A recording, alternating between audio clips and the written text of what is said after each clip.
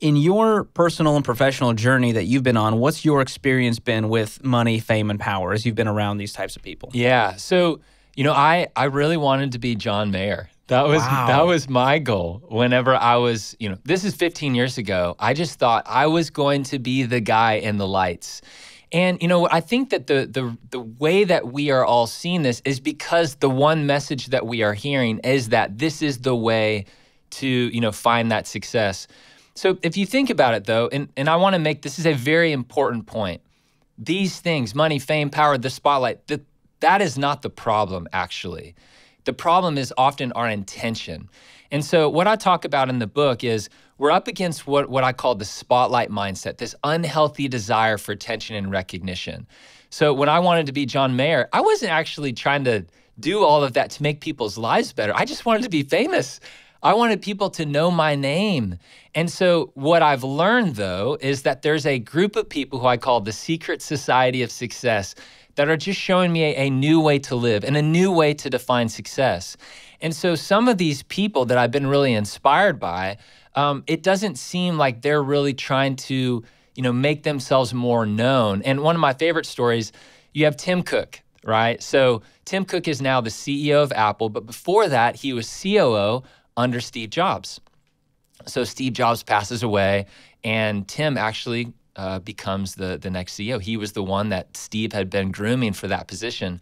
So here we are at the Apple Watch launch, which is the first new product released since Steve's passing. And they had released other iPhones and computers, since that time, but this was the first new product in a new category. So here Tim is being interviewed on national television, and he's asked, is this the moment for you, the moment of your career at Apple?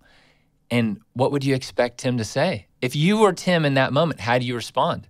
Well, you're probably thinking back on the journey that you've been on and wanting to use this as an opportunity to, show everyone why you're the man for the job, why you now are the one that we all should be looking to.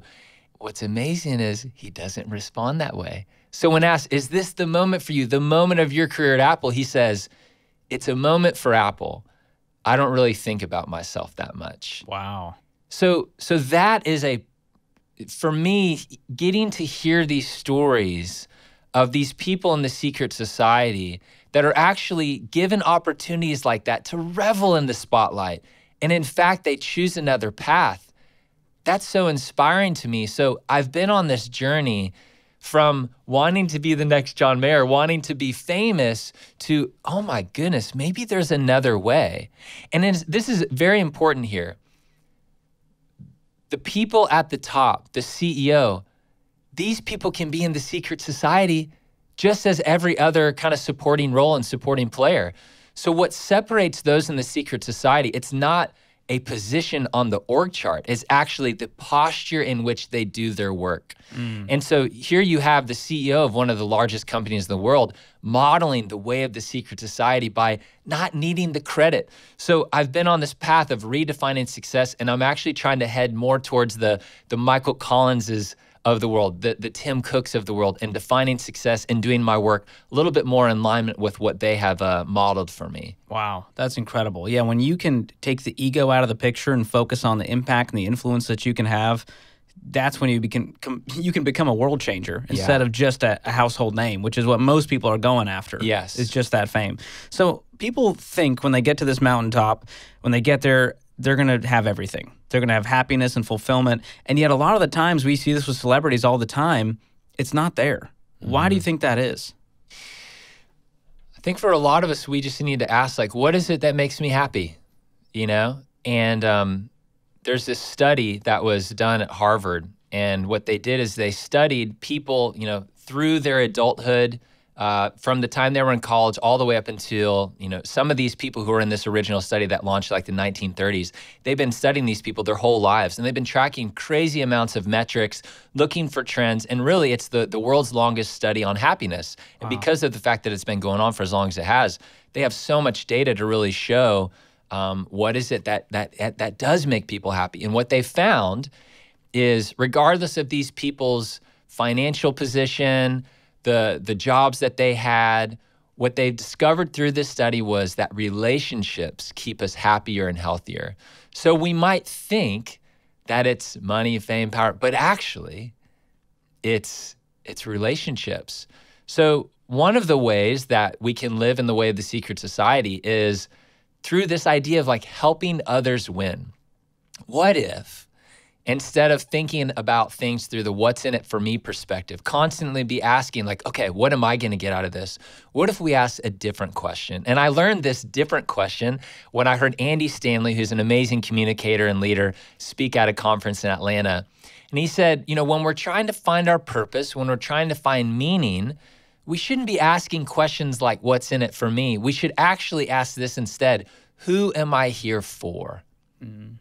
So that simple shift from what's in it for me to who am I here for still allows us to live into our skill set, the gifts that we have to do our thing in our life and our work, but it just puts a totally different perspective on how and why we do that work. Who am I here for is others focused, right? And so I actually in my office at StoryBrand, I had an 8.5 by 11 piece of paper that I made after I heard Andy Stanley, say all this. And right at the top, I put, who am I here for? And I actually put pictures of each of our employees and their families and their names. So on those days when, you feel so busy, you have a full day of meetings, you just want to walk in the door and just beeline it to your desk and get cranking. And there's a time for that, of course. In those moments when I felt that pressure, I really wanted to go from the, what's in it for me mindset to a who am I here for mindset. And I would just even take that walk to my desk and be like, all right, Tim, who are we showing up for today? Who am I here for? And that to me is one of the ways that I just found more fulfillment and contentment. The stuff that is longer lasting, asking who am I here for, helping others win, being servant-minded, that is the stuff that I feel like is really going to last.